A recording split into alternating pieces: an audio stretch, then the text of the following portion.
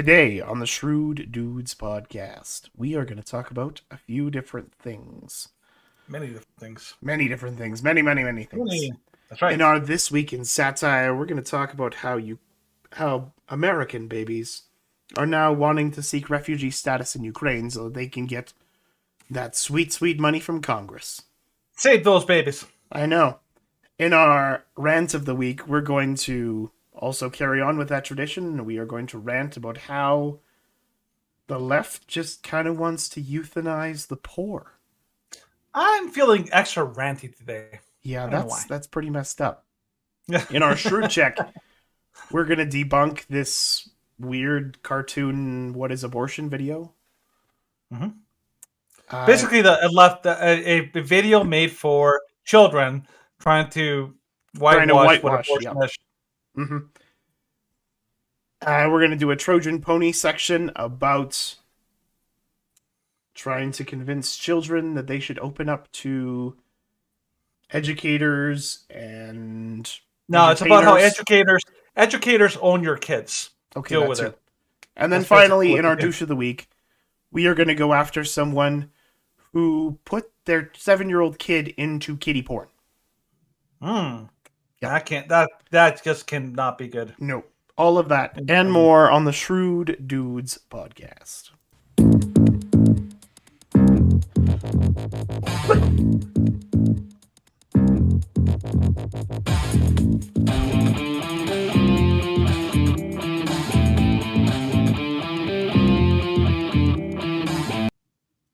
Okay. Another Thursday live stream edition. Here we come. And I'm going to be a little bit distracted for a while because my heart is watching his hockey. I'm not watching the hockey. I'm just keeping up with the score. He's following his hockey. And my heart is beating at probably 90 beats a minute. So all of that is just... Feel free to comment below if you care about hockey, and particularly about the Maple Leafs. Yeah. Because some people do. Some people do, including me. Very much so. Mm-hmm. Ever since I was a kid. I will Steven's tell you the story of how I became a Leafs fan. A little Leafs fan story. Mm-hmm. Yeah. No, I could, but it's really just very quick. I grew up with 2 channels, CBC and A channel. And if you grew up with 2 channels, CBC and A channel, then it's like, okay, what do you watch? Not much. And being farm boys, it's like, well, you can't have that much TV because you got stuff to do. So it's like, well, Saturday night. What are you going to watch before bed? Hockey Night in Canada. And Hockey Night in Canada, when you're 5, is the Leafs game. This also back in the era where Hockey Night in Canada was good. Yes. Where it was actually worth watching. Where Don Cherry was on it, and John Cherry was always fairly entertaining. Don Cherry was actually worth watching, rather than that is true. Most of the hacks they have nowadays. Yeah, most of them are just fairly woke. Yeah. Yes, nonsense. Yeah. But I don't think much happened in the past couple days. That's really not particularly, but okay. I'm always excited to get back into the live version on Thursdays, which is always fun. Yep, always is entertaining. Get things in real time. Yeah, that's right. Mm-hmm. So we're gonna actually just jump. Reactions are always entertaining. Always entertaining, and I'm just like, yeah, that's right. I'm waiting for it. I'm like, my heart is beating out of my chest, and I have the emotions of the refs just screwing us over. You know what, Steven? Yes. Let Freedom Tunes do the talking for you. Okay, fine. All right, so this is kind of a warm up for This Week in Satire. It's called Bro v. Wade, and it is epic. Very fun. Epic. Yep. Here we go. Roe versus Wade. What would abortion bans mean for the hard cases that no Republican wants to acknowledge? Exactly. Are Republicans so heartless that they would favor abortion bans? Even in the case of me wanting to hook up with hot babes, but not wanting to be a dad? For a tragic real-world example, take my frat bro in Texas who knocked up this totally crazy chick. Then Texas passed this law removing his reproductive freedom to tell her to get an abortion or he'll break up with her. And now she's using being pregnant as an excuse to get totally fat. What? That's not cool. Women deserve to have reproductive But it doesn't end there. When he tried leaving her, she sued him for child support. But giving your child what they need to survive is a deeply personal decision that shouldn't be forced on to someone. Isn't that why we're here? No. Well, technically, yes. I mean... Overturning Roe v. Wade victimizes fun guys like me who just want to vibe with smoking babes who won't be able to if women have to take sex all serious and stuff because of babies and Overturning Roe versus Wade is an abuse of the court's power. Just because Amy Coney Barrett is much more hotter than the other female justices doesn't mean she can get to do abortion bans. The other female justices may look like lagoon monsters, but what counts is they're smoking hot babes on the inside for protecting the rights of guys like me to get with baddies. Shut up! Don't listen to him. We need to remember what this is all about. Exactly. Guys like us wouldn't be able to get laid as much and stuff. So let's keep Planned Parenthood counting body parts so I can keep counting bodies. Thank you. Wow. Mm-hmm. Moving message. Well done. We need Well done. to overturn Roe versus Wade. Yep. I was listening on Timcast today, and they were talking about like a scenario that I had never heard about before. The idea of like, okay, so if women get to decide whether or not to have to be responsible for a child, so basically killing him, like, then why don't men? Under what justification do men not have the same right? And I was like, that's a darn good point. Like, women can just arbitrarily decide whether or not they want to be responsible for a child. And if you want to be fair, you basically have to give men the same right. And it's like, yeah, they were really kind of having a tough time with that scenario, which is true. Mm-hmm. It is. Very true. Very true. Yep. So then there's these guys. So the things guys will do to get a girl, even though she's definitely not a high quality girl, if this is what they're doing. Isn't this called simping? This is such simping. Yeah. So it's two guys dressing up in the Handmaid's Tale outfits and basically just rocking these useless statements that, even though they are normally important, they're using it in the wrong phrasing and the wrong messaging. Yeah. Outlawing abortion is not an injustice, idiot. I've read the books, The Giver, The Hunger Games, The Handmaid's Tale, 1984, and Fahrenheit 451. He clearly has not read the last two at all. Nope. At all. Probably has not read The Handmaid's Tale like most of these people who wear these costumes. They watch the show. I think like the problem is here, the guy who's quoting that quote, like, when it becomes law of resistance, isn't that Martin Luther King? Steven? I think that's a Martin. Either it's attributed to him or it's by him, but the idea is that when injustice. Now they say it's injustice because women have a right to do whatever they want, but obviously, like killing a child is not justice. It's justice. Thomas Jefferson. That was Thomas Jefferson? Okay. So here's a really quick thing I want to say about that, because I was listening to the Stephen Crowder on the street interviewing people about Roe v. Wade. That was actually really good. It was really, really well done. Here's the thing that I noticed. I've noticed in a lot of interviews with people about this. They like the law as long as the law works in their favor. Yep. That's why it's like they don't actually understand whether it's good law. They don't understand how it's constitutional. They don't know any of the legal arguments. They're like, no, it just shouldn't be overturned. Well, why not? Because it's good for us. Well, why is that? Like, is that a bad law? No, it's a good law. Why? Because we get what we want. And I was like, so essentially, they would hate the court if the court banned abortion.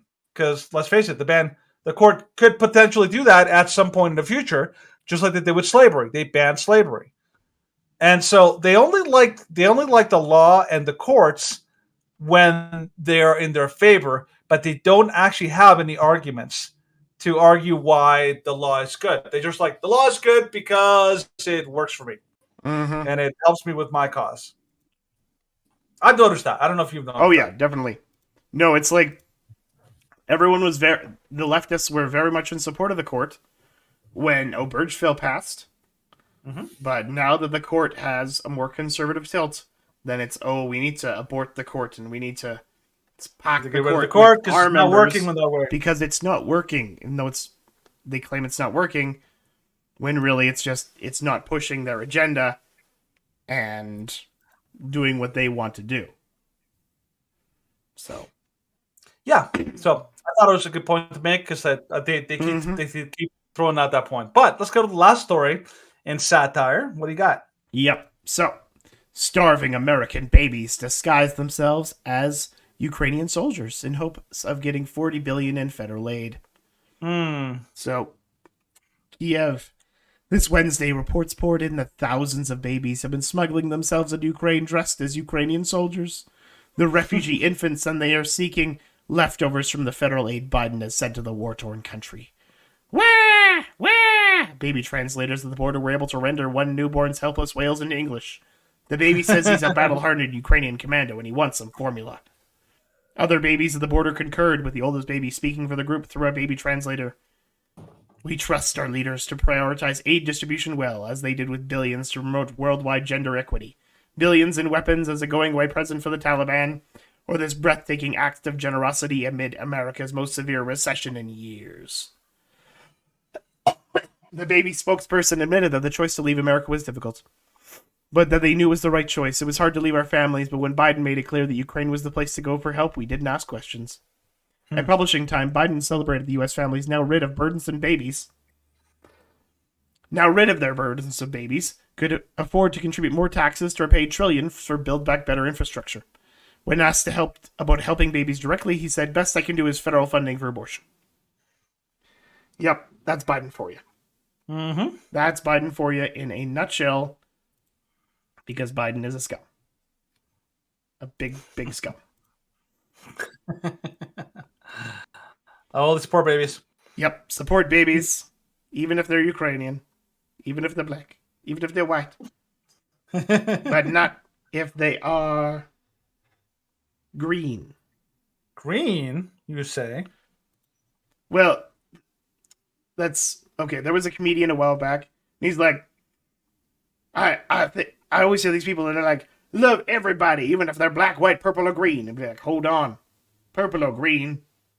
Be like, if they're purple, they're probably not purple because of their skin color. They're probably suffocating. If they're green, they're aliens. Throw them out. So, I think I actually really liked. Did you hear like Matt Walsh's thing today? He talked about how a lot of endangered species have more rights than human beings right now, and some of those endangered species aren't even like alive. They're like trees. You can't mess with a tree, but you can kill the baby. The titmouse or like something. I know what you're talking about. Gray-breasted something. I'll see if I can find it. But yeah, go ahead. Yeah. But it was phenomenally good. Phenomenally good. It was great. It was almost like the Chet Hanks with his go kick rocks. Yeah. Like almost as good as that. Almost. Yep. Almost as good. It was well done. Really, really good. Anyways. Yeah, but I like. But the point that he made is that we have a weird, misguided values in our society where it is unthinkable to mess with a bald eagle or his eggs, but it's not unthinkable to mess with children. Well, yeah, there was a guy that was charged simply for having a feather. Yeah. I mean, well, it was found out later. It was found out that he did hunt it. But he did actually hunt it and kill it. Even being in possession of a bald eagle feather is a federal crime. That's crazy. It was a really insane, idea. But the idea is that even sea turtle eggs, you could argue that while they're still in the egg, this is the basic argument of the abortion industry. If you're in the womb, you're technically not human. And the same thing could be said about an egg or like an animal, like a sea turtle or an eagle that's still in the egg. It's like, well, it's still in the egg, so technically it needs the egg to survive, so we can kill it. It's like, no, they don't make that argument somehow doesn't work with eggs, but it somehow works with babies. It's a really interesting kind of way that that people go. Now, I like that there was something I heard yesterday, and I wanted to use it because it's something that we always try to do on the show. We always try to remind you of logical fallacies. And here's the big one before we go into the rant of the week. It's a fallacy called appeal to consequence. Do you know what the appeal to consequence fallacy is, Stephen? Nope. You heard of it. Okay. Appeal to consequence. Appeal to consequence. This is important. What it means is that you basically refused to accept the evidence or the argument, not because it's not compelling, but because of the implications of what it would mean if it's true. And this is what I've noticed every pro-abortion person seems to do. They don't like where acknowledging the truth will lead them, so they just choose to reject it. It's like, well, you can't accept that a baby is a human and it's innocent and is alive because that means you can't kill it. Yep. And so this is a classic thing in abortion. Mm-hmm. It goes right into the Matt Walsh little rant there. But yeah, I'm done. Yep. Go ahead. Okay, well, let's transition into the rant of the week, because the rant of the week about, or the satire of the week about children and babies going to Ukraine is, it's probably a better situation than babies have it right now. Oh, yeah? Red alert. Babies ain't doing so well right now. Nope, they're not. So, from CP24, what is behind the baby formula shortage? Many parents are hunting for infant formula because of a combination of short and long-term problems. Millions of babies in the United States rely on formula, which is the only source of nutrition recommended for infants who aren't exclusively breastfed. So why is there a shortage? Ongoing supply distributions have combined with a recent safety recall to leave many pharmacy and supermarket shelves bare. The problems began last year as COVID-19 led to disruptions in labor, transportation, and raw materials. That's a bit nonsense, because you should be able to handle that. Economy-wide issues that didn't spare the formula industry. Inventory was further squeezed by parents stockpiling. Then in February, Abbott Nutrition recalled several major brands of its powdered formula and shut down its Sturgis, Michigan factory when federal officials began investigating 4 babies who suffered bacterial infections after consuming the formula. So they're only one of a handful of companies to produce the vast majority of the United States formula supply, so their recall wipes out a large segment of the market. Yeah. So have you heard, Stephen, like the whole notion of people are arguing, like, well, just make your own formula. Now, you've had kids, and I'm sure many of them have formula. Can you think of like any reasons why that's not a viable solution? Make your own formula, or even like why people might need it, or like, why would people need formula? Well, people might need formula for a variety of reasons. Like, you could potentially need formula because your child is lactose intolerant. In that case, and especially if they're sensitive to whey, then it's quite difficult to make your own formula. Mm-hmm. If you're not sensitive to whey, and you're not lactose intolerant, then it wouldn't be a terrible thing to make your own formula, but it would it would still be problematic. Yeah, it would be. Yeah, and baby formulas are very different than the ones that they may have had in the past. They're extremely sophisticated mixtures. They're not things that you can just kind of make on your own in your own house. Yeah, they're much more complicated than they used to be. Mm-hmm. And I'm going to address another one of something that I've thought of about dealing with this problem. But another reason that there's a shortage is that there's a Republican representative. This is what America looks like. America last looks like. Republican representative fumes at pallets of baby formula being sent to border centers for illegal migrants while American babies go without. Representative Kat Kamek posted an image of a fully stocked baby food shelves in migrants at the border. She juxtaposed this with an image of empty shelves where baby formula was supposed to be at American grocery stores. Biden directed his administration to prioritize manufacturing and restocking store shelves as parents desperately search for it. Biden met with, as you can tell, I'm not doing very well. You got this, buddy. You got this. Met with both manufacturers and retailers of baby formula. The White House defended the closure of the Abbott plant, but officials couldn't say whether it would reopen or when it would reopen, and when more formula would be available in empty grocery store shelves. There were babies who died from taking this formula, so they're doing their jobs, White House Press Secretary Jen Psaki said. Lawmakers will be holding a hearing in 2 weeks on the infant formula shortages. Yeah, this is something that can't wait 2 weeks. It should be addressed now, especially considering that the United States gave $40 billion in a new aid package to Ukraine. So they have to wait 2 weeks to figure out the baby formula issue and baby formula shortage here not here in the United States, but in the United States and North America. But they're willing to send $40 billion to the Ukraine right now. That's absolutely ridiculous. And then amongst that, there are senators who advocate for this.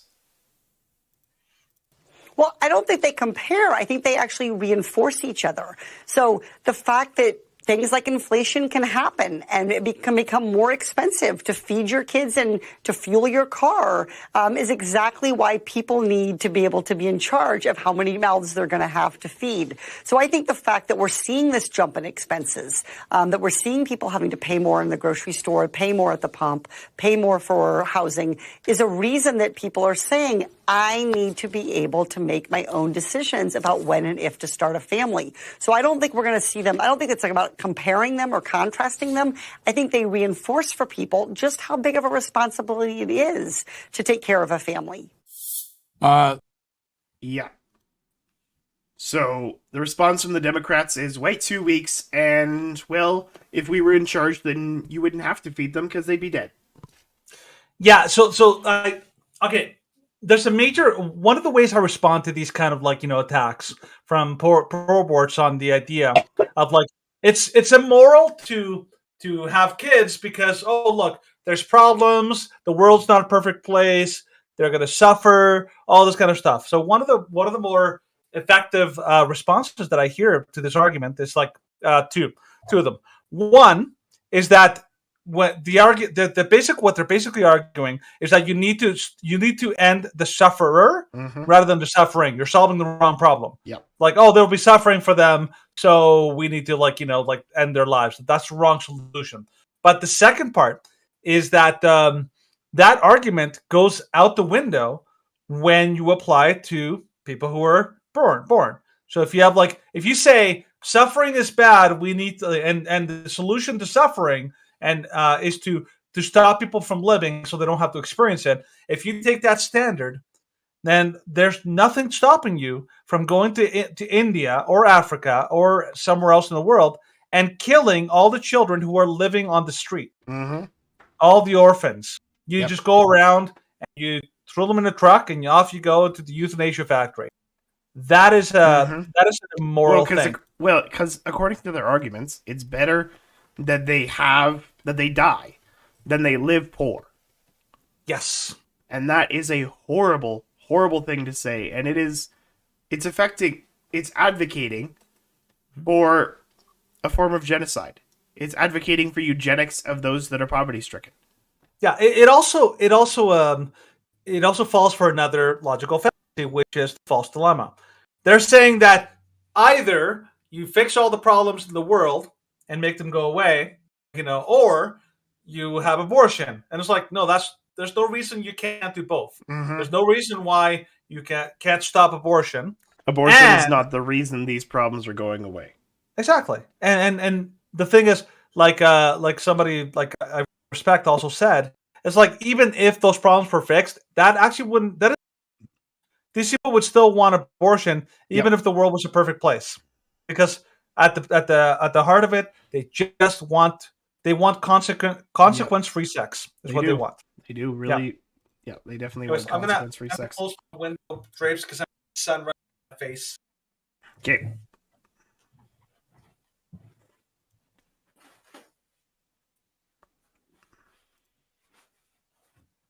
And then while he's doing that, I can quickly talk about this article from The Spectator.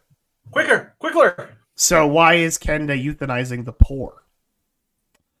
So there's an endlessly repeated witticism by the poet Anatole France that the law and its majestic equality forbids the rich as well as from the poor to sleep under bridges, to beg in the streets, and to steal bread. What France certainly did not foresee is that an entire country, and an ostentiously progressive one at that, has decided to take his sarcasm at face value to its natural conclusion. Since last year, Canadian law in all its majesty has allowed both the rich as well as the poor to kill themselves if they are too poor to continue living with dignity. In fact, the ever-generous Canadian state will even pay for their deaths. What it will not do is spend money to allow them to live instead of killing themselves. As with those slippery slopes, it all began with a strongly worded denial that it exists. In 2015, the Supreme Court of Canada reversed 22 years of its own jurisprudence by striking down the country's ban on assisted suicide. So, all of this just culminates. All of it comes together.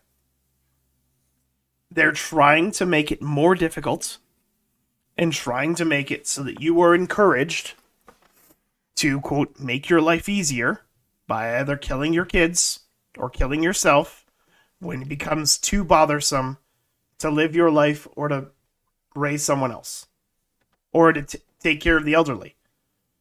Which is, of course, what assisted suicide eventually goes to, is that it's not assisted suicide. It's, well, your family says, it's time for you to go. I'm tired of paying for you. And the government's like, yes, you should advocate for them for their time to go because they've lived a full life already, and you shouldn't be on the hook to pay for them. It's not your job. It's your money, your choice. Yeah. Well, the thing is, like, I'm just going off on these, but this goes into like the whole slippery slope fallacy. The problem here, the slippery slope fallacy, it's like it can be a fallacy, but in some cases, it is actually it's the gosh darn truth.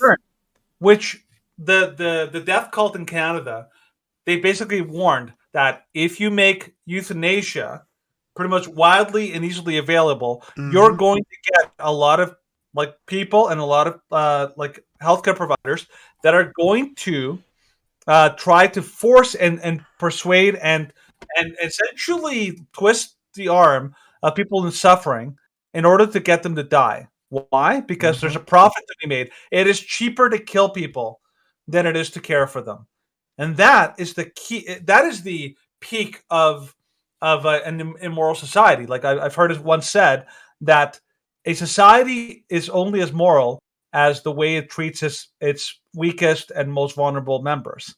And our society treats the people who are sick, people who are a burden on society, as basically human trash, and we hide it under the veneer of compassion or self-autonomy, when in reality, a lot of these people are pretty much being forced into a dead-end corner, and they're giving the option. I think the best way I can basically summarize what they're doing, both with devaluing human life, but also with like with babies and infants, but also with the elderly, is this. There's a scene in the movie Fight Club. Yep. Where do you remember the guy's name, Steven? Jack something? No. The main character. Well, anyways, the main character. His the only job character that I remember is Tyler Durden. Yeah, that's his alter ego. So his name is Jack something, but I forget his last. But anyways, the main character Jack, his job is it's brutal. He has to go to the site whenever there's a car accident. He has to go there, and in the midst of this like horrific like loss of life, he has to make an evaluation, and he has to decide one or two things. Is it cheaper to recall the vehicle, which is a very expensive thing to do, or is it cheaper to just face the lawsuits and let people die? And he has to make a mathematical calculation of which one is going to cost him more.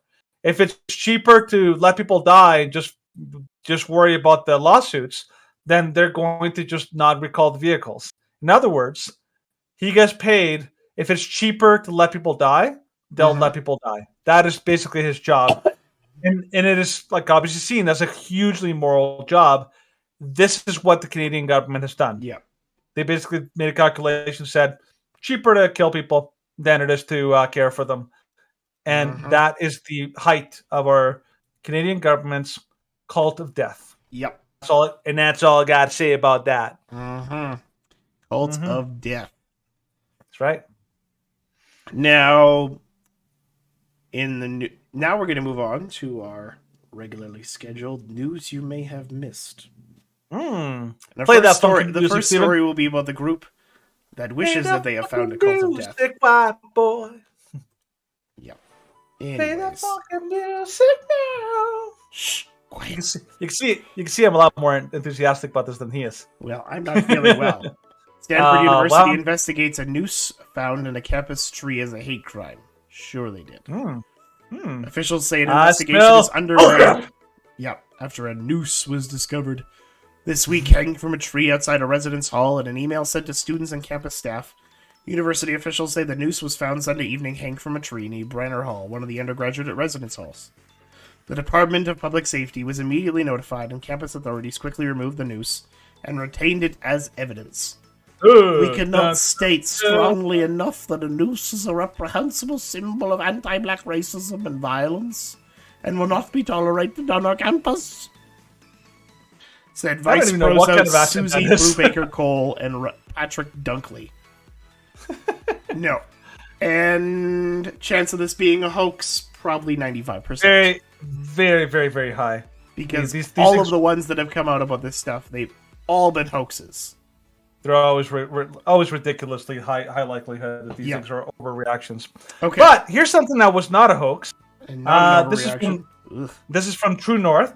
Unvaccinated air cadets marked and segregated during training exercise. Just to be clear, these are children, which is why they don't show the picture of the face. So, the cadet and junior Canadian Rangers has apologized after unvaccinated cadets were marked with pens and segregated at the London International Airport on May 7th before being denied the opportunity to participate in a training exercise on two different C-130 Hercules planes.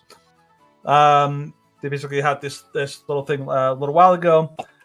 North spoke with a concerned parent who said that her 15-year-old son was devastated by the incident. The mother wished to remain anonymous, but provided photographs of her son's marked hand with a crossed-out zero. His superiors, his captains all were not aware. Everybody thought that they were able to attend, including prior to leaving Saturday morning, she said. They got on a bus early Saturday morning from where I live. It's well over 2 hours to get to London, so they all traveled together. What he said was that when they came, I don't know what point, the bus stopped, the army person came on the bus, and he asked, who's vaccinated and who's unvaccinated? And the kids who were unvaccinated got a little mark on their hand, and they were not allowed to participate in the main area. They had to do a secondary activity. Now, a little background to the story. What happened is the people in charge basically apologized, but they apologized because of the miscommunication. Yep. Oh, we should have told you that there was going to be segregation in advance. Our bad. Not for the actual segregation.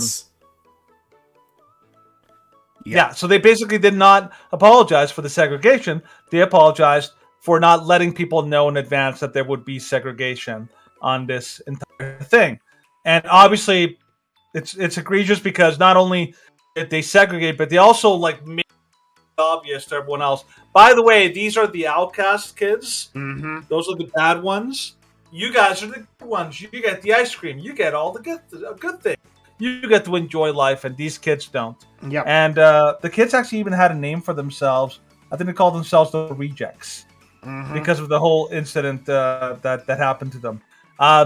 Like I always like to say, this is completely and totally unscientific. Yeah. And at this point, it's just purely for it's just purely evil. But completely, go on to the next. Totally evil. But this story is also pretty evil. Boycott Tim Hortons is trending on Twitter, and it's all because of the COVID-19 vaccine mandates. Tim Hortons is facing boycott calls this weekend with the hashtag Boycott Tim Hortons trending in Canada. All the drama appears to be in relation to Tim Hortons Foundation camps and their apparent COVID-19 vaccination requirements, following a petition calling for any vaccine mandates of the camp to be scrapped. Yeah. According to the petition, The coffee giant is barring those in need from attending their camps based on private medical decisions. It was launched by Tamara Ugolini, who says online that she's an early pandemic dissident and living on the fringe. Oh, yeah. Yeah. So it's overreaching and is calling for it to scrapped. Denying minors the ability to partake in fun activities is cruel and unwarranted. Kids have already missed out on so much, and Tim Hortons needs to let them camp. Yep, 100% true.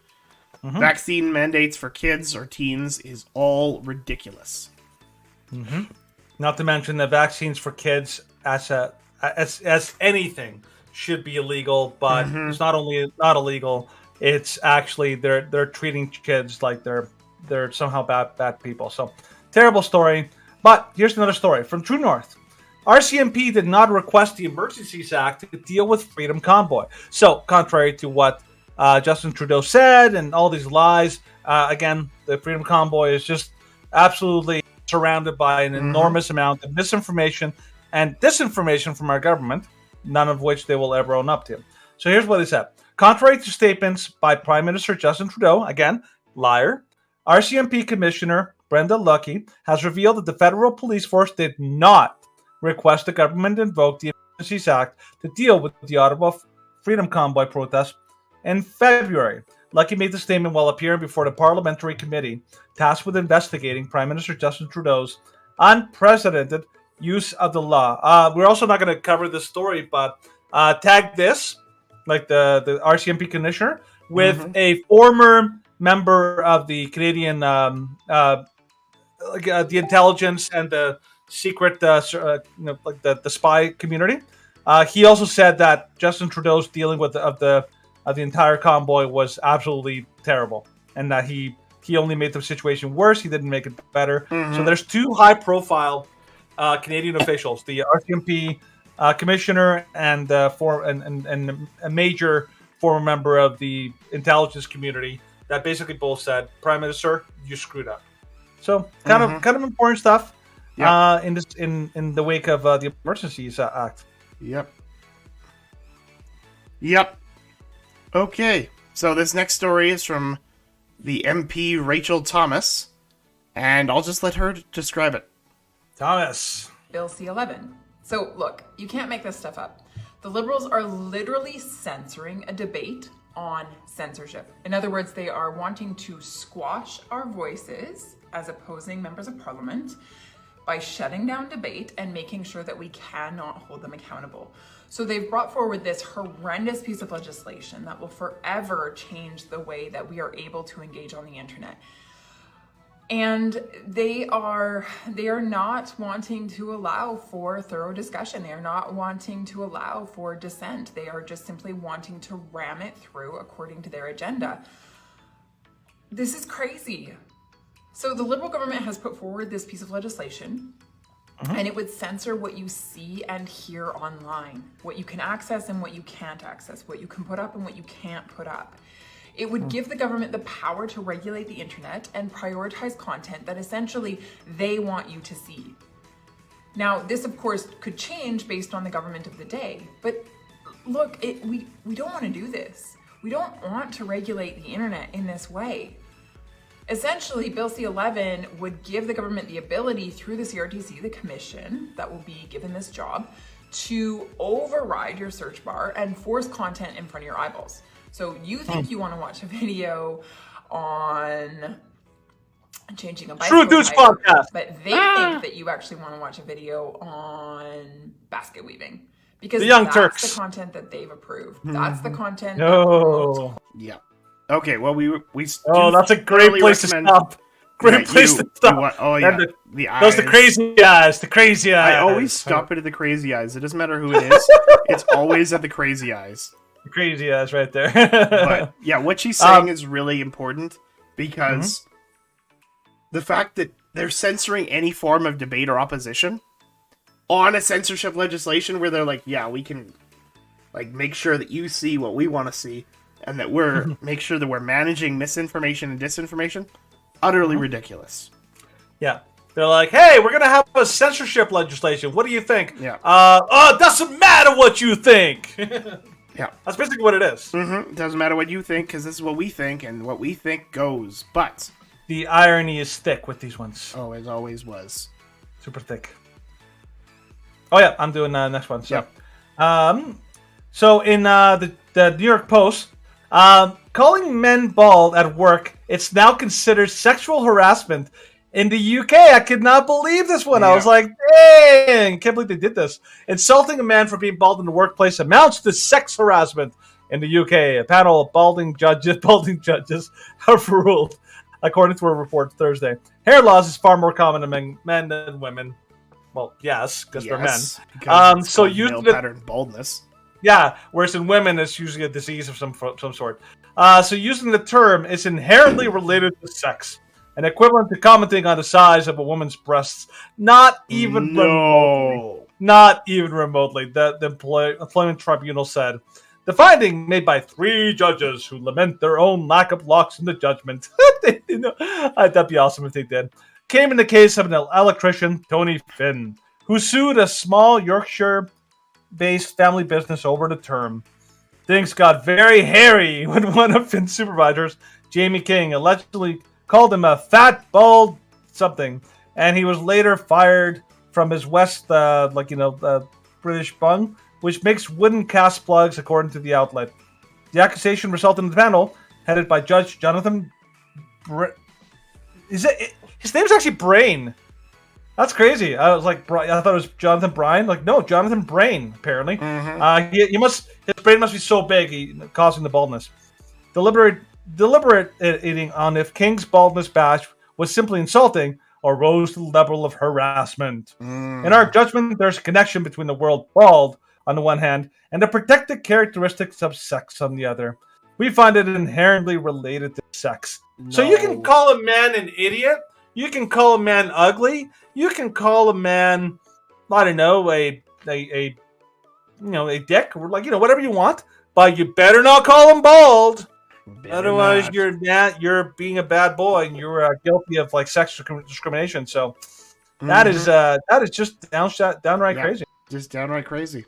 Anyways, yep. That is the news you may have missed. Yes, it is. Nice job, Stephen. Nice work. I know. It's always nice work. That's right. Now we must go into the Shrewd check. Let's Shrewd it up. That our society has brought to the forefront. My heart just skipped a beat. I had a buzz on my phone and I'm like, what is it? I'll check in 2 minutes. Or in a few minutes. Once the video's over. Okay. Yeah, once the video's over.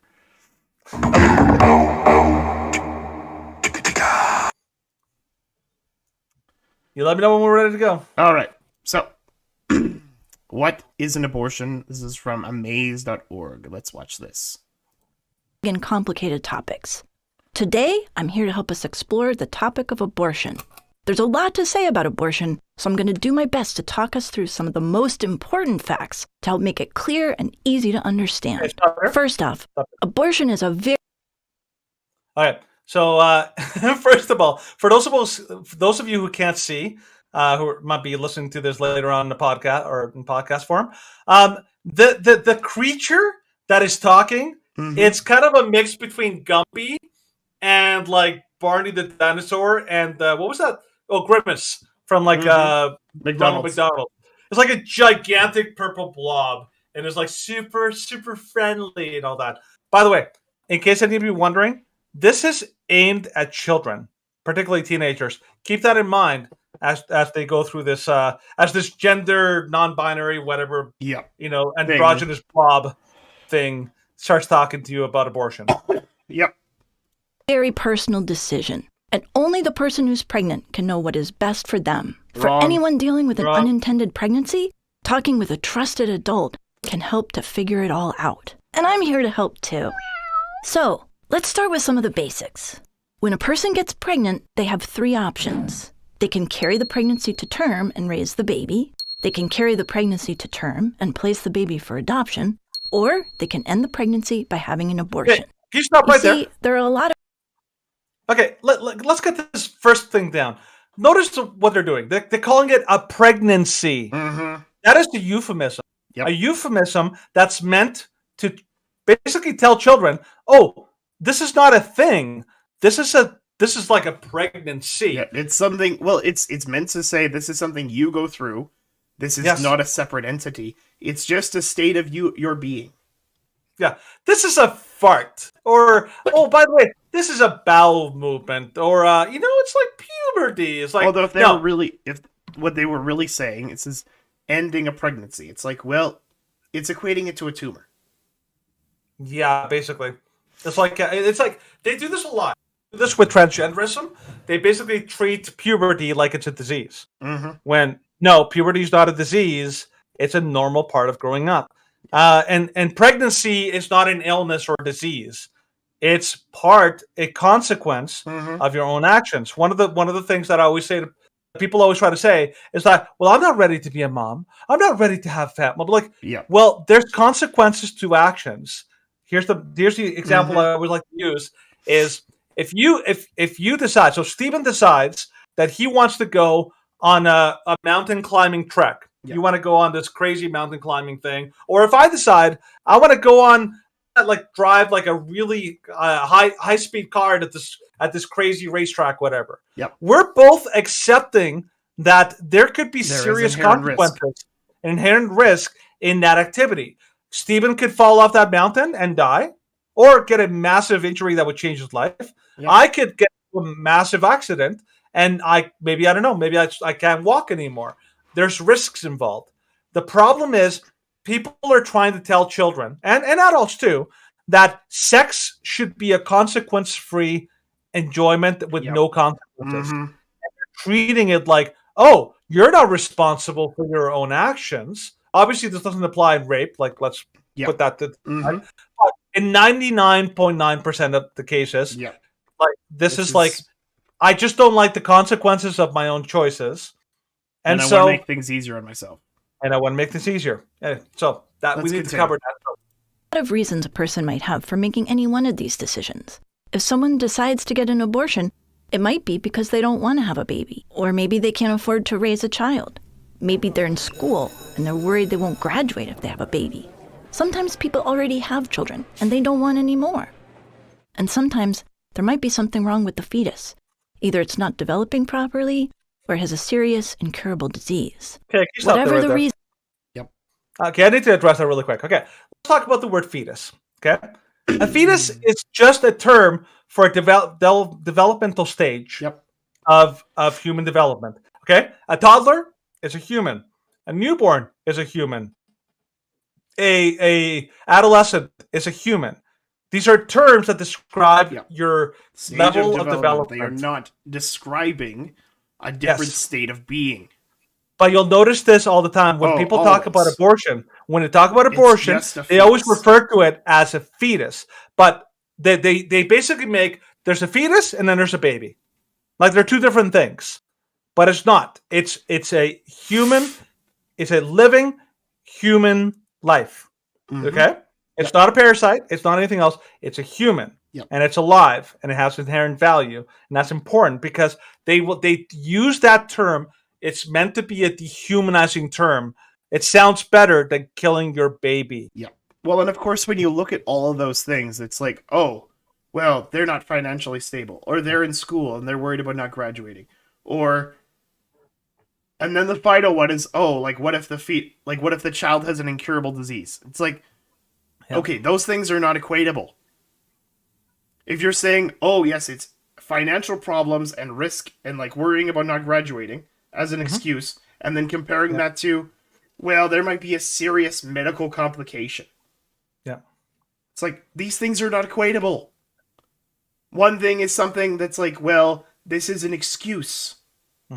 The others, or like the serious medical problem is, well, you're trying to protect the child, and you're trying to do everything you can to protect the child, but in doing so, in trying to protect both lives, sometimes the child dies. That's not an abortion. No, that's a miscarriage. Like, you don't consider an ectopic pregnancy an abortion. No. There's a difference between intentional and accidental. Yeah. You know, if you're driving a car and there's an accident and you didn't see it coming and somebody in your car dies as a result, you're not responsible. No. That's an accident. But if you intentionally aim your car into a tree in the hopes of killing everyone in your car, then you're responsible. Yep. There's a very big difference here. Uh-huh. All right, moving on. Reason, it's up to the person who's pregnant to decide what's best for them. An abortion is a very safe medical procedure. There are two types, medication and surgical. A surgical abortion is a short 10 to 15-minute procedure that takes place at a clinic or hospital and is performed by a healthcare provider using local anesthesia. The vast majority of surgical abortions are done during the first few months of pregnancy. During this simple procedure, a healthcare provider uses gentle suction to remove the fetus from the uterus through the vagina. Most people say the procedure feels like strong menstrual cramps. And contrary to its name, no surgery is actually involved. Okay, a medication abortion is a procedure. Stop. Okay, I cannot even go into how much they downplay the absurdity of what they're trying to do. Okay, number one. These, like, the idea that they take 10 to 15 minutes, like, give me a break. No. These take a lot longer. They also try to use colorful cartoons to minimize what is happening. Yep. Okay? Like, if you can go, Stephen, can you go to that other video that I linked to you? Sure. So they basically try to whitewash it. They try to make it look like, oh, this is not a big deal. He just gently goes in there and it's like flushing out. Just flushing out your insides and all that. No, it is hard. It's far worse. So here is I don't know who made this video, but Family First New Zealand. But it's a very common video. So here, this doctor explains what actually happens in the first trimester abortion, surgical abortion. Okay. It's called suction and aspiration. The most frequently performed abortion technique and is typically performed between 5 and 13 weeks of pregnancy. By the way, after beating hard at this administering point. anesthesia, usually a sedative, the abortionist uses a speculum like this. This speculum is placed inside the vagina and then opened using the screw on the side, allowing the abortionist to see the cervix, the entrance to the uterus. The cervix acts as a gate that stays closed for the duration of pregnancy, protecting the baby until it is ready for birth. The abortionist uses a series of metal rods called dilators like these, which increase in thickness and diameter, and the abortionist inserts them into the cervix progressively to dilate it, gaining access to the inside of the uterus where the baby resides. At this stage of pregnancy, the baby has a heartbeat, fingers, arms, and legs, but its bones are still weak and fragile. After the cervix is dilated, the abortionist will insert a suction catheter similar to this. This is a clear plastic catheter, firm, which has a hole through which the contents of the uterus are sucked, and these contents are dragged down and into either a syringe of this nature, a plastic syringe, which can exert considerable force, or connected to a vacuum extractor, a mechanical electrical vacuum extractor. The suction machine has a force 10 to 20 times more powerful than the usual household vacuum cleaner. And using this technique, the baby is rapidly torn apart by the force of the suction and squeezed through the tubing, down the suction tube into the syringe or vacuum machine. Following the baby, the placenta. Yeah. So very different than what they were describing. By the way, they also it gets more and more gruesome as you go further up into the weeks of these things. So they get even more and more gruesome, and these things happen. The one thing I always notice is that people never ever, and I have yet to see a person from the pro-abortion side actually say, like, when should we stop doing abortions? And they're like, well, I can't really decide. It's a woman's decision. Yeah. I'm like, you're giving a human being godlike powers to decide who dies and who lives. Yeah, at what stage and all these things. It's like nobody should have that power and that's the problem. Anyways, that's kind of a clarification. Procedure that uses pills prescribed by a healthcare provider to end a pregnancy. or maybe It can be started either in a medical office or at home.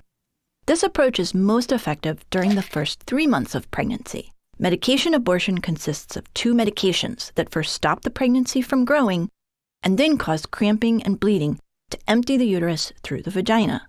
Most people say medication abortion... That is not how that works. They do not stop it from... They only stop it from growing because they prevent the child from receiving nutrition. They starve it. That's how these 2 drugs work. They starve the baby, and then once the baby that's starved is dead, then the other one evacuates the contents.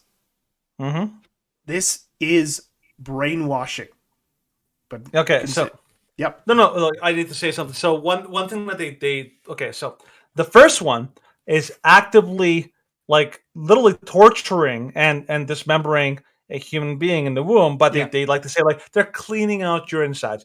This one, it's different. It's poisoning. Yeah. You're basically like you know that scene, Stephen, from The Sixth Sense. Yep. There's a scene in a movie where the father, at a funeral, the boy shows up, and it turns out that there's a video the girl was taking, and it turns out that the father was slowly poisoning her to death. Eventually, she did die.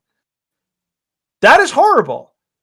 And that is what they're doing here. They're poisoning, literally either poisoning or starving this poor child so that it'll die inside your womb, and then it plugs out. The other thing that they very conveniently don't ever tell you, both of these, there are serious complications to both that can happen. These are not like, this isn't like taking an aspirin.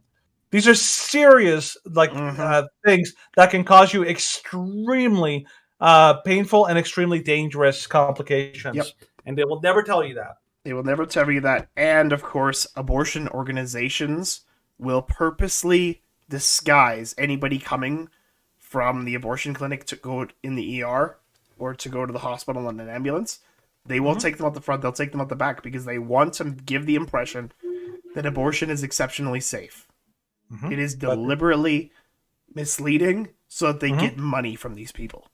Yeah, if you ever want a really good movie to watch, that go watch Unplanned. Yep, Unplanned gives you a really good insight into the possible. I'm not saying that this is gonna get angry though. Yeah, you will, because it's brutal what they do. Anyways, feels like a really heavy, crampy period. Okay, so those are the basic facts about the physical side of abortion. Now let's talk about the legal side and what you need to understand. There are many laws pertaining to abortion, and every state's laws are different. In some states, young people need their parents' permission to get an abortion. In most of these states, young people may instead seek a judicial bypass. This is when a young person goes in front of a judge to prove they're mature enough to make a decision about their unwanted pregnancy without permission from a parent. Some states allow young people to decide on their own if an abortion is right for them, with no parental involvement.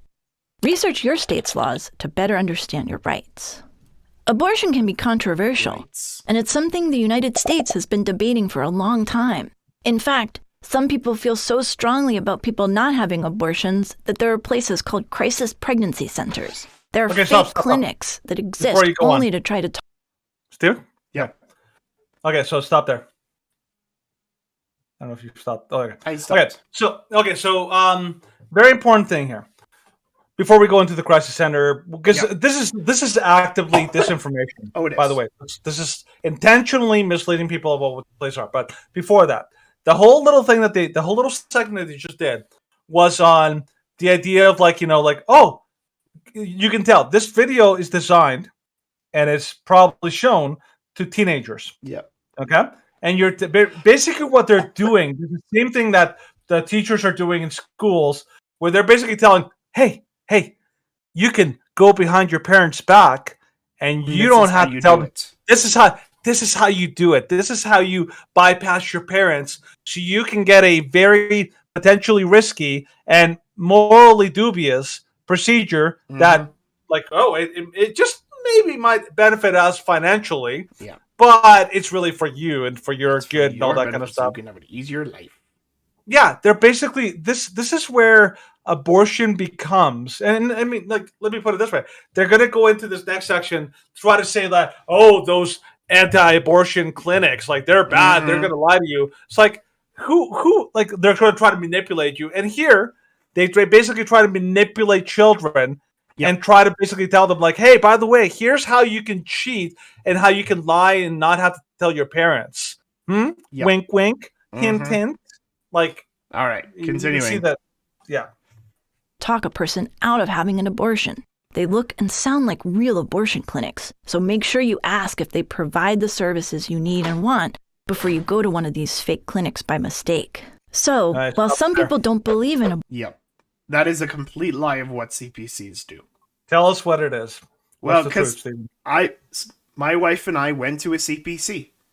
Not to be convinced out of having an abortion, because that was never an option for us, but because when we had our first kid, we were financially destitute.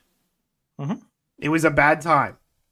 And they helped us find clothing. They would have referred us to the food bank to find housing. But thankfully, we had family around us and friends that were willing to help out.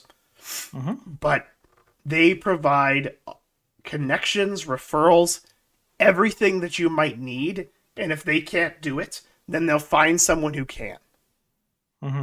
These organizations are so much more helpful than abortion organizations. And if you went to an abortion organization, like, say, a Planned Parenthood, and asked for formula or diapers or food or housing problems, they would tell you, are you seeking an abortion? And you're like, well, no. And then they would tell you, there's the door. Yeah, get out, off you go. They're not there to help you in any way.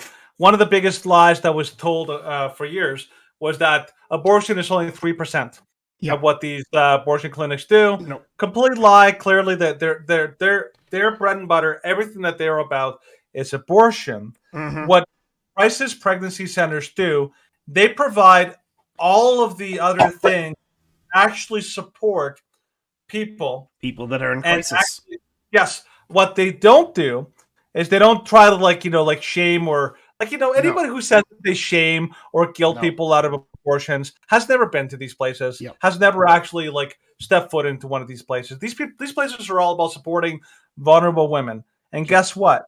Not only do they help them, they provide for them all sorts of resources and support, but they give them proper education, which is what abortion clinics don't do. They will never tell you the full truth of what's happening because it's too important. They'll use euphemisms and dial it down like this video because they want to put you in a false sense of security. And by the way, if you're in Canada, the Trudeau government wants to defund all of these pregnancy care centers. So he wants to basically do the same thing that he did with euthanasia that we talked about earlier and turn it into abortion so bad. So basically, women have no choice but to get an abortion because you've cut off all support for these women off at the knees and made them desperate. That is not compassionate. That is evil. It is, and that is our Prime Minister. Go on. Okay. abortion, others believe a pregnant person should be able to have an abortion and not be judged by others. After all, every person should be able to decide what's best for themselves, their family, and their future. I know we've covered a lot of information. Remember, if you feel confused or overwhelmed, talk to a trusted adult. And if you need to come back and watch this video again, I'll be here waiting to help explain it from the beginning. Help deceive and lie to you. Okay, you noticed that? Okay, that was really interesting. At the very end of the video, he's like, I'll be here to help you. Click, lights off. It's like, almost seems to be very illuminating of what's really going on. Like, we're going to keep everything in the dark so you don't have to, so you don't have to know the whole truth. By the way, did you notice what did they call that person that little girl went to? What did they call them? That person that the little girl went to? So, like, after walking with that purple trusted adult, did you notice that? Yep. They never say parents. They say trusted adult. Why do they say that? Because they have a vested interest in making sure that you avoid your parents. Like the amount of these people are actually predators, child predators. Because one of the things that we all know if you're a child predator and you're trying to groom a kid into being like a deviant or maybe like, into being open to having sex, they'll always tell you like, shh, don't tell your parents. Like, this is our little secret, okay? Shh. That's what they do. And the fact that these people are actively encouraging children not to talk to their parents and to avoid their parents because their parents are the enemy, this is the true level of like evil and criminality that these people are willing to kind of like, endorse in order to make their points made. One last thing, Paul Skirtle asked a really quick question. I don't know if you saw it. As Christians, do you think the aborted baby goes to heaven? Yeah, I do. There's a principle in Christianity, the idea that children are basically innocent when they're young. So like there's a story in the Old Testament about David's son was essentially died before died when he was really young. Yep. And the Bible basically implies that he went to be with God, that he's not in hell or better place. So up until a certain age, you're basically innocent, and if you die early, you basically go to be with Christ. You don't. You're not held accountable. So. Yep, I'm with you 100% on that. Okay. Next section, Stephen. Let's move on to the Trojan Pony.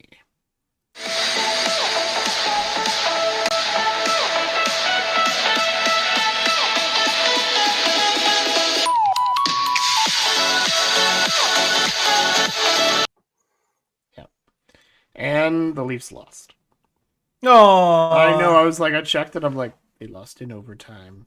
Don't worry. You can celebrate when they win in Toronto. They better. Oh my gosh. I'm like, this team is cursed if they lose. They're gonna give you gray hairs, man. Gray hairs. Oh, I already have gray hairs. But I'll be like that vlogger. Be like, this team is ruining my life. So today's Trojan Pony. We're going to talk about like what are the traps, and by the way, most of the traps that we talk about in that happen in our society are usually being sprung early. So we're usually at the front end of these traps. So, for example, the euthanasia made in Canada, basically, eventually, that's going to lead to full-blown eugenics. That's going to be the trap that's hidden inside. However, today we're going to talk about a trap where we're kind of like more on the latter end of that trap than in the early stages or before it's really dangerous. And this is the actual soldiers charging out of the belly of the horse or the pony, and they're now basically like going around trying to destroy Troy. This is basically what's happening here. So this is how powerful and how totally arrogant the people are who have basically are reaping the benefits of the trap that they have set years ago. So Stephen, take us through the story. Okay. So teachers brag about ignoring parent requests to use children's birth name and pronouns. In a recently uncovered virtual meeting with elementary school staffers, it was revealed that these employees were bragging about ignoring requests from parents to be for their children to be referred to by their birth name and pronouns. A virtual meeting titled Creating and Sustaining GSAs, which I think are still called Gay Straight Alliances, in elementary schools held over Zoom on April 26th saw moderator Katie Butler, a second-grade public school teacher at Harvey Milk Civil Rights Academy. Oh my gosh. Issue a question for fellow panelists regarding student pronoun usage.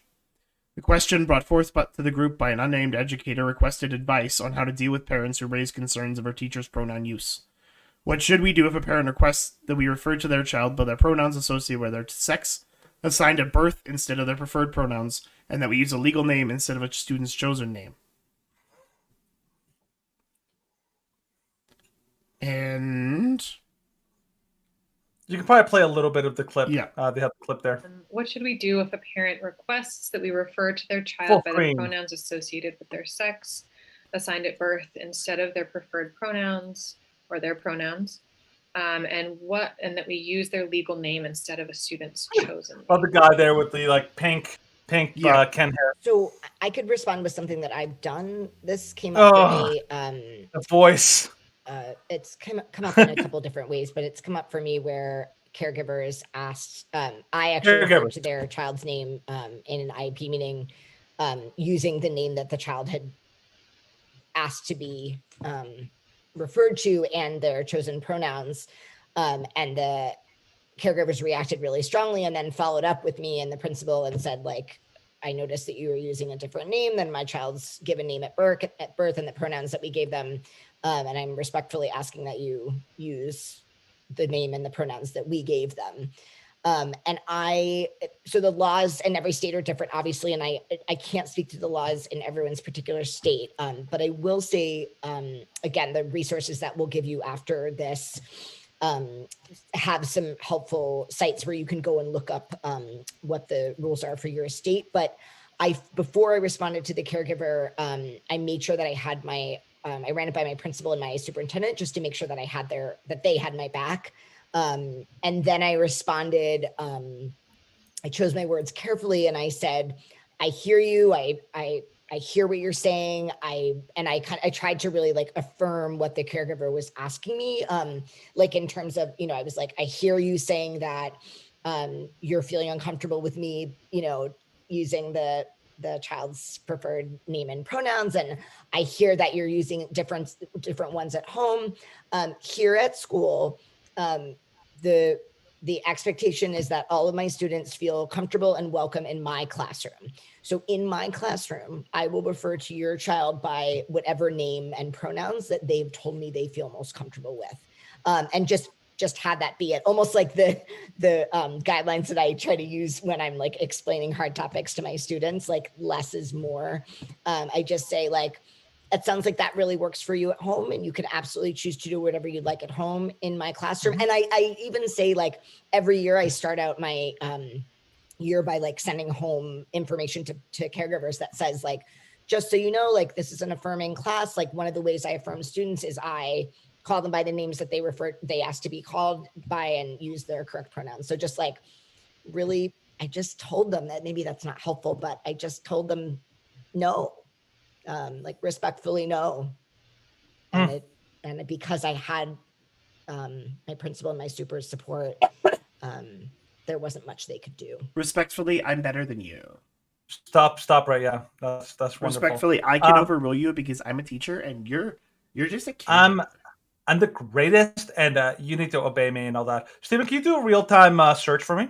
Yep, sure. I'm gonna give you to go through a couple things here. So we're gonna go through a couple things to really kind of show the background of this. Okay, I want you to type in the term. Okay, the term is Komsomol. Komsomol. Komsomol. Komsomol.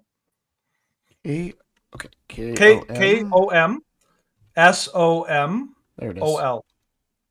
And just search that. Go to the images. Russian. Okay. This is something that maybe people haven't heard of. This is called the All-Union Leninist Young Communist League, usually known as the Komsomol. Basically, this is a youth organization that's designed exclusively to indoctrinate children at a young age, and that was a hallmark of the USSR.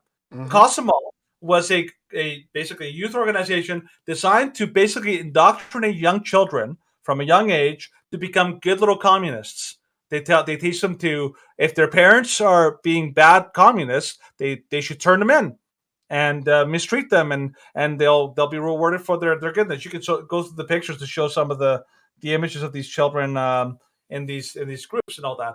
This was done in obviously in the Soviet Union. You had to take an oath. You had to say all these things. How you pledge allegiance to atheism and to Russia and all that. These are the indoctrination groups. Yep. And the whole idea is to try to basically they believe that the solid belief in Marxism, and this is important.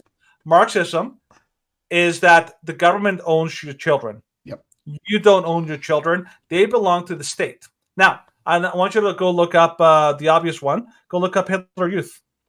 Type in Hitler Youth and show us the big videos of that. Now, people always say, like, why are you bringing up the Nazis and all that? Well, because the Hitler Youth was the same exact thing. You can see the images there. Kids were recruited. They were taught to march. They were taught solidarity. They were taught Nazi ideas. So now this is National Socialism. Keep in mind, socialism is in the name, and this is again derived from the very same ideas of of Marxism, which is that the state owns your children. They are wards of the state, not of parents. This is why both in every fascist state, from Spain to Italy to Germany, they had youth organizations like this. This is why every socialist or communist state, from USSR to China to everywhere else, they all had these communist youth organizations that are meant to indoctrinate kids, and they feel they own them. Now, I want you to look up one last one, Stephen. Okay. Look up Residential Schools Canada and go through the images that come up there.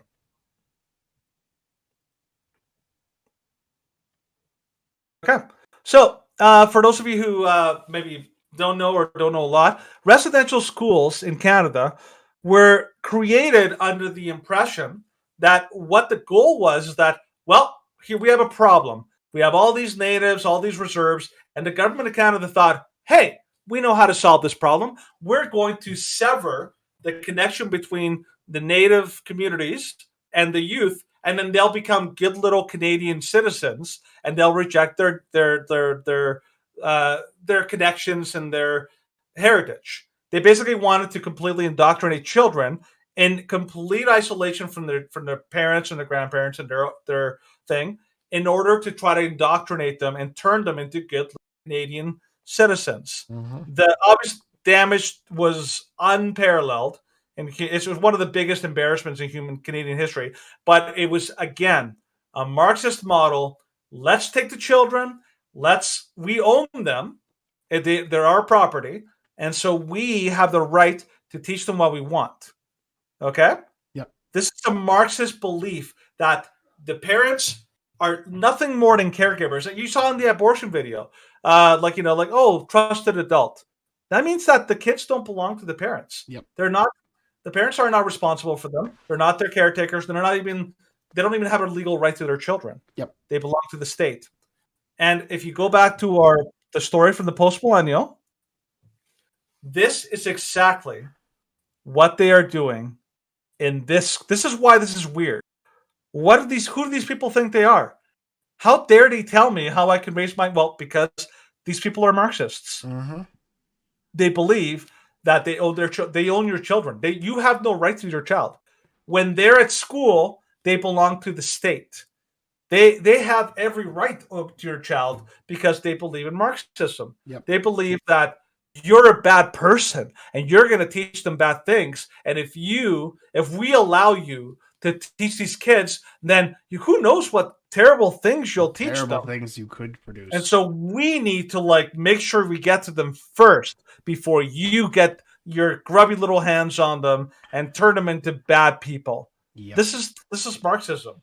Now, the nice thing, and this is the thing I'm really excited about, is that people are finally starting to wake up to this reality. And finally, this is starting to hit them, like these companies and these organizations. Yeah. Organizations are starting to learn that it's not just go woke, go broke. It's also mess with parents, and you will feel their wrath. Yeah.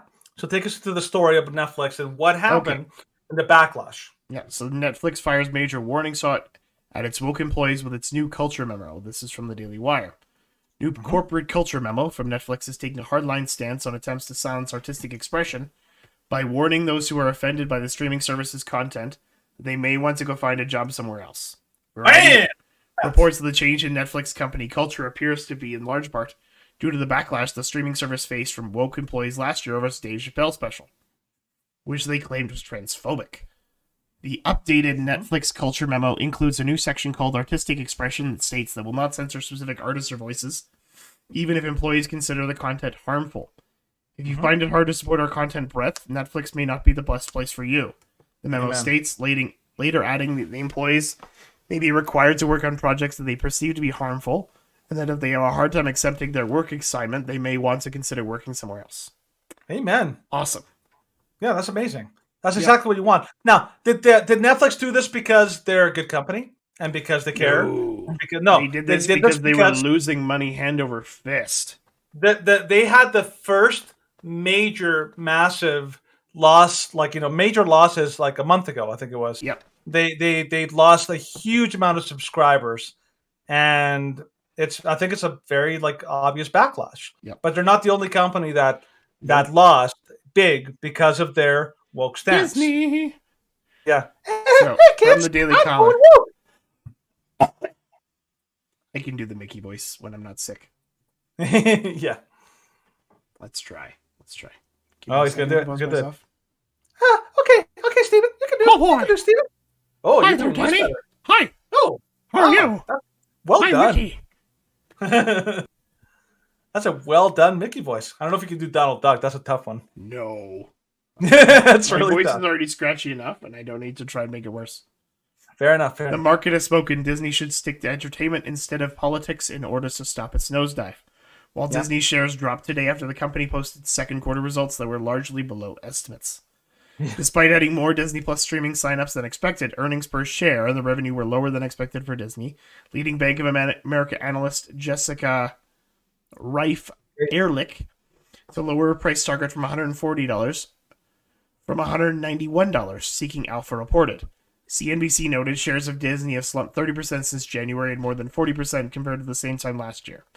As investors wonder if the company can sustain its streaming growth and question how increased inflation and a possible recession could impact its other business ventures. Conservatives are, of course, angry with Disney, in part over its CEO, Bob Chapek, picked a fight with Florida Governor Ron DeSantis over a bill to keep non-age appropriate discussions about sexual orientations out of schools. DeSantis responded... Sorry? And they lost that one big time. They lost. They did. Mm-hmm. And of course, in fall 2020, Disney's PC police slapped content warning on the film's negative depictions and or mistreatments of people or cultures. In 2021, the platform completely removed these films from menus for children under 7-year-old due to racist stereotypes. Talking about films like Dumbo, Peter Pan, and the Aristocats, Swiss Family Robinson, and more. They also fired actress Gina Carano, and of course, she went to the Daily Web. You did. That was awesome. So, thankfully, we're seeing a lot of backlash of these companies that have been doing these terrible, these companies are not doing it because they're moral companies. Nope. They're doing it because there's a lot of factors. Like one of them is they want to stay on the, they want to be in the good graces of society, and the most powerful forces in society are on the left. That means the people in media, the people in Wall Street, all these kind of people that own money and power are on the left, so they want to stay on the right graces. But regular people like you and me, and like parents everywhere, are realizing this is wrong, and we are not okay with this. Now, thankfully, in the States, that's actually working. However, in Canada, it's a whole other story. And in Canada, we have a real problem where this indoctrination of children that is going on in schools, and it is going on. I talked to a friend of mine who still has about, I think, 3 kids in elementary school right now. Mm-hmm. And I asked them, how bad is it? How bad is the indoctrination and all that? And they're like, it's bad. It is brutal. The teachers there are full-on Marxist, nut jobs. Yep. And they are basically doing everything that they can to transition their children into homeschooling. So what I'm basically saying right now is that at this point, the trap has already been sprung. Yep. These people in that little Zoom call that they were on, they're like, yeah, we're untouchable. We can do whatever we want, and you can't stop us. We own your children. Yep. What are you going to do about it? You're going to remove your kids? Good luck. We own the schools, and principals and school boards. They're all behind us. So basically, a giant middle finger to parents. We get to do whatever we want to your children because really they belong to us anyways. And maybe right now we can't tell you what you can and can't teach their kids, but they will eventually if they have their way. Yep. So be ready for that. Yeah, we got to be ready for stuff like this. Mm-hmm. Because if we allow this to happen, then we're going to see more situations like the one we're going to talk about in our douche of the week.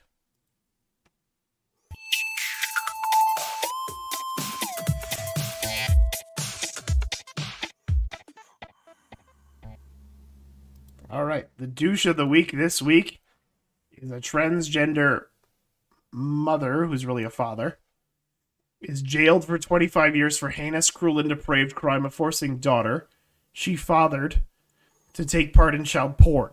How old was the daughter? 7. 7 years old. 3 accomplices are also sentenced as prosecutor brands foursome a quartet of darkness. No kidding. Oh, jeez. Marina Bowles, previously named Matthew, was sentenced to 25 years on Friday. Mm-hmm. Bowles, 32, ran a family-owned transgender pornography production studio. Jeez.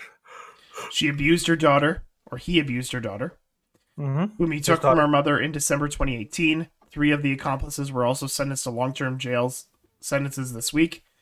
Ashley Romero, previously Adam, and Sean Allen also abused the child. The judge described the quartet's crimes as heinous.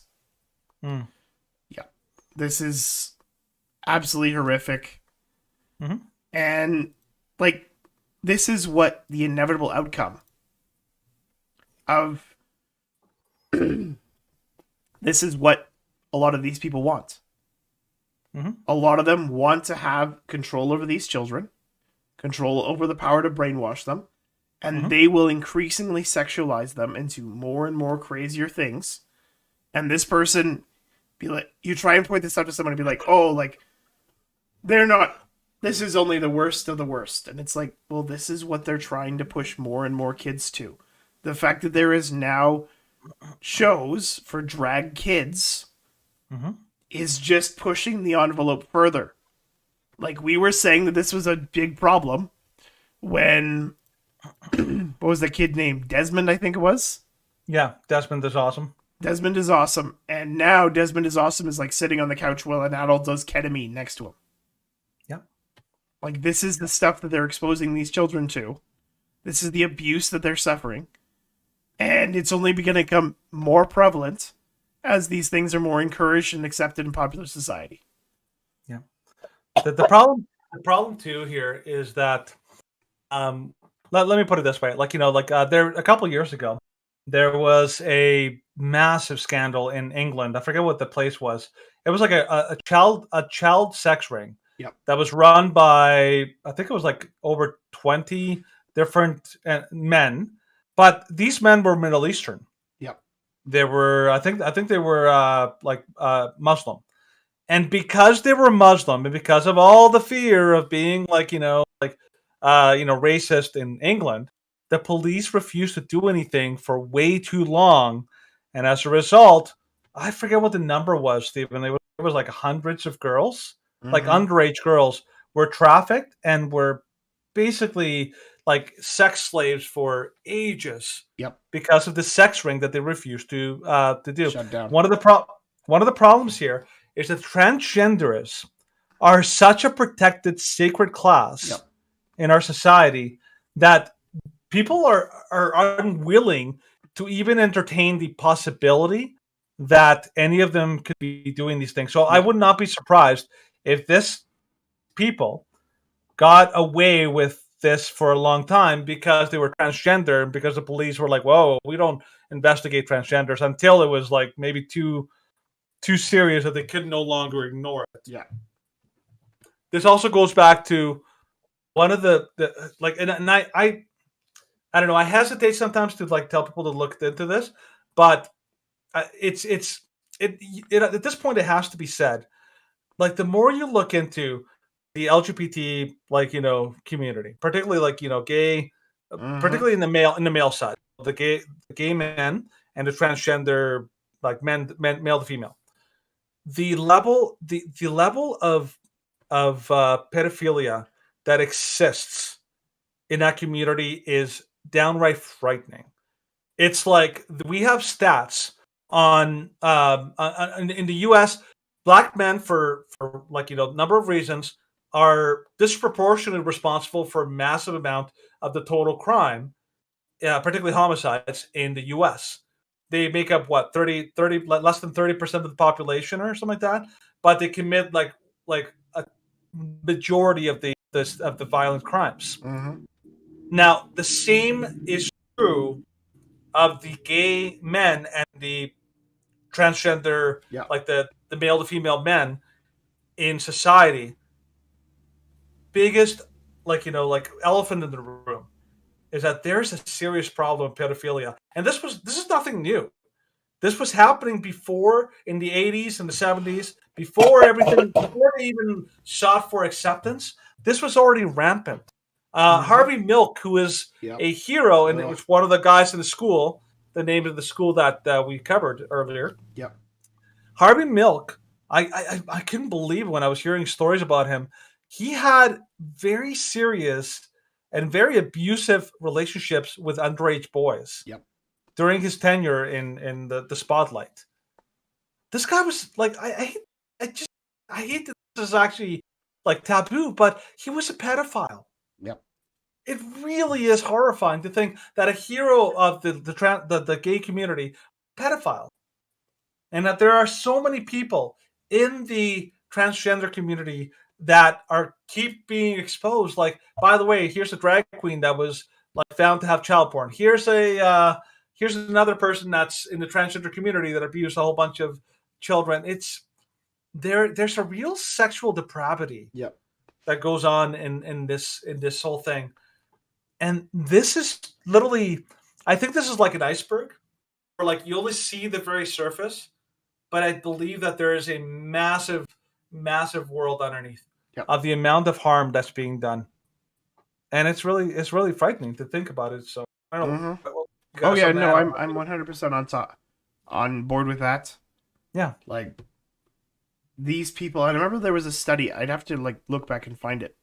That there was a decent chunk. I think it was like 40% of surveyed adult homosexual males who said that they had been abused sexually by another person of that same gender. Mm-hmm. And it's like, this is a solid link. And of course, because they just kind of hide these things and they continue all on with it, then it warps their mind and it continues and they go down these paths of deviancy. And because these things are being more accepted in society, then we're being there's a more willingness to pass it on to younger and younger people. Mm-hmm. Like there was a meme that I saw earlier this week, and it was like Bugs Bunny. And the top of the image was, it's not pedophile, it's minor attracted person.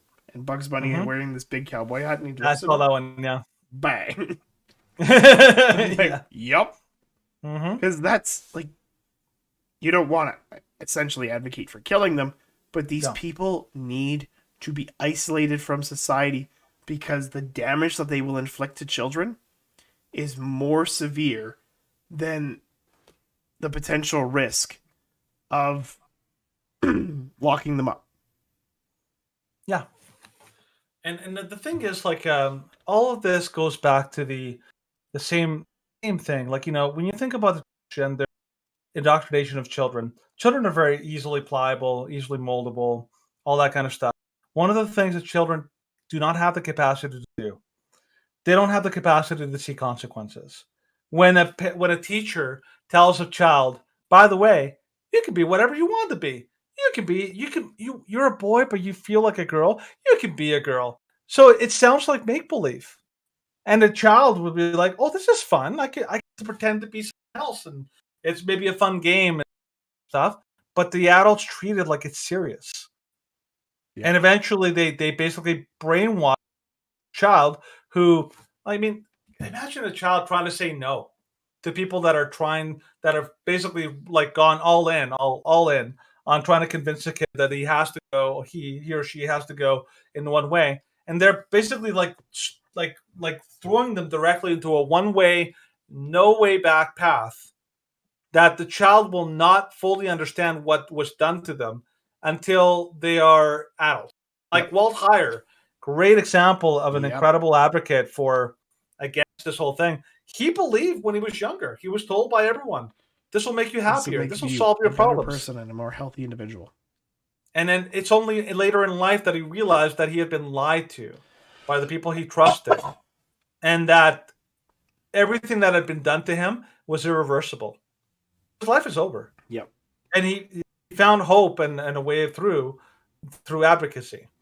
But a lot of people don't. And one of the hidden truths, I hate to say that, a lot of the transgender youth, they die not because of bullying, not because of societal disapproval. They die because they were lied to, and they were not helped. Yeah. When they desperately needed help. They weren't helped. They're desperate. Now they've got no hope. Now their bodies are ruined. A lot of them die because of these people who literally could not, like the people who are doing this to them, they don't care. Like these people on the post-millennial story, the teachers that are pushing them through, self-absorbed nutcases. They could not care any less about these children whose lives that they are ruining because they feel special and feel good about this. Oh, they're confiding in me, and that gives me authority, and that gives me power, and I get to have my way with them, and that makes me special. Yeah, and these teachers have them for a year. Yeah, and after that, they couldn't care less what happened to them. Oh, that kid died. Oh, I bet you it was societal pressure. Yeah, I was right. Oh, it's because their parents were evil. No. Yeah. Because you convinced them to live a lie, and that led them into a path that was a dangerous spiral. Yeah. Yeah. And that's why. Oh, wait. And that's why this individual, this transgender, quote, mother, is the douche of the week. Anyways, that's where we're going to end the show. Thank you for watching. Thank you for listening on our live stream. One last thing I got to say. So Paul did made one more comment, and he's right. The idea of what we talked about before, the idea that they use euphemisms. So always be careful whenever like this, the abortion, pro-life, the Roe v. Wade thing. Use real terms. That's going to be something you're going to be talking about a lot in the next couple of weeks because this is going to be a big deal. Watch out for euphemisms. They're everywhere. Yep. Learn how to spot them. That's my advice to you. And of course, last little point. I reached out to JoJo. JoJo's on board. Cool. With having a conversation. And I'm going to reach out to several other leaders in other organizations. Jonathan Van Maren. Amazing. We'll try and reach out to Jonathan, probably Samuel Say. Probably a representative from the pro-life guys. Maybe Laura Clausen. Probably Alyssa Golob from We Need a Law. There'll be a few people that I contact trying to have a good conglomeration and be like, hey, you're pro-life leaders. Let's have a chat. Let's do this. Indeed. I like the idea. Cool. All right. So, as I tried to say earlier, if you're watching on our video platforms, this is, of course, after the stream, then like, share, comment, and subscribe. You're following us on our text platforms such as Facebook, Twitter, Parler, Gitter, and that's it. Then give us a review, give us a comment, tell us how we're doing. And of course, if you're following us on our live streams, then make sure you share the video while it's going on and comment as much as you can. We love constructive feedback. We love questions. The more interactions we have, then the more it draws the algorithm in. So that's going to be all for tonight. And Danny, sign us out. All right. So we're the Shrewd dudes, and we always like to. Why be rude when you can be shrewd? All right. See everybody on Tuesday for Tuesday News Day. And of course, have a wonderful weekend. And as always,